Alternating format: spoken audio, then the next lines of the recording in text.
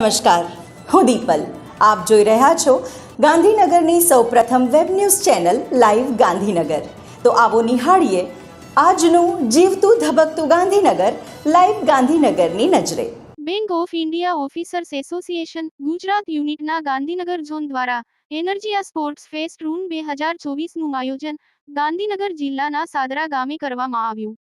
સાદરામાં આવેલ ગુજરાત વિદ્યાપીઠના વિદ્યા સંકુલના પ્રાંગણમાં 100 મીટર દોડ મહિલા અને પુરુષ વર્ગમાં, 200 મીટર પુરુષ વર્ગ, 400 મીટર પુરુષ વર્ગ, 200 મીટર મહિલા રિલે દોડ, ચેસ પુરુષ અને મહિલા, કેરમ, બેડમિન્ટન, ટેબલ ટેનિસ જેવી ઇન્ડોર ગેમ્સનો સમાવેશ કરેલ હતો.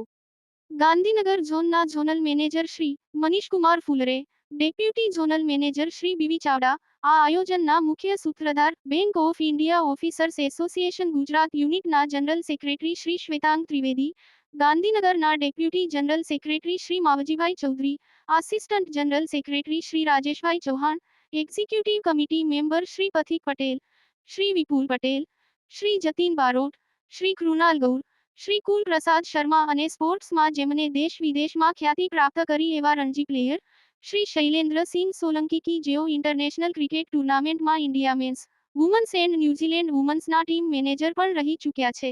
આ બધાના સહકારથી આ સ્પોર્ટ્સ ફેસ્ટનું ખૂબ સુંદર આયોજન કરવામાં આવ્યું હતું.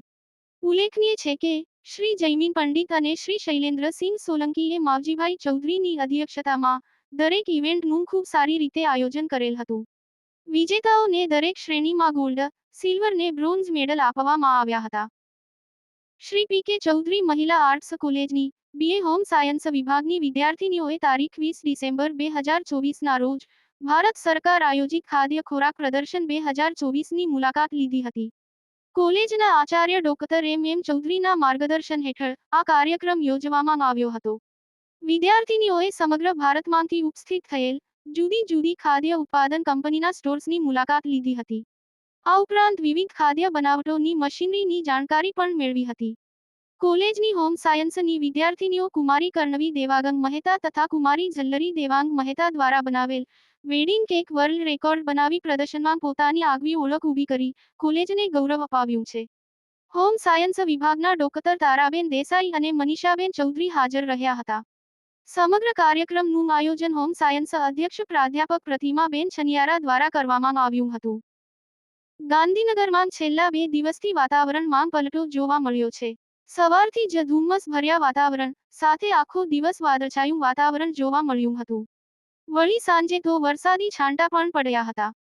ભારતીય જનતા પાર્ટી ગાંધીનગર મહાનગર દ્વારા ગુરુ ગોવિંદસિંહજીના પુત્રો સાહિબજાદા બાબા જોરાવરસિંહજી અને બાબા ફતેહસિંહજીના બલિદાન દિવસ નિમિત્તે વોર્ડ નંબર 8 માંગ રેડિયન્ટ સ્કૂલ ખાતે કાર્યક્રમનું આયોજન કરવામાં આવ્યું.